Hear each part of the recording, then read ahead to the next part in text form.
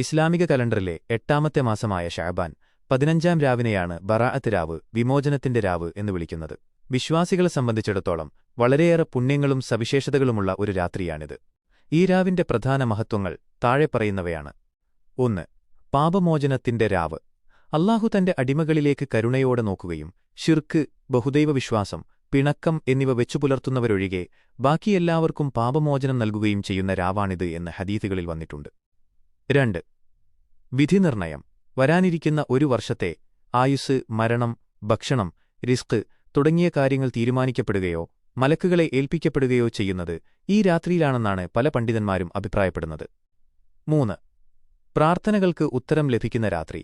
പ്രാർത്ഥനകൾക്ക് പ്രത്യേകം ഉത്തരം ലഭിക്കുന്ന 5 രാത്രികളിൽ ഒന്നായി ബറാഅത്ത് രാവിനെ കണക്കാക്കുന്നു.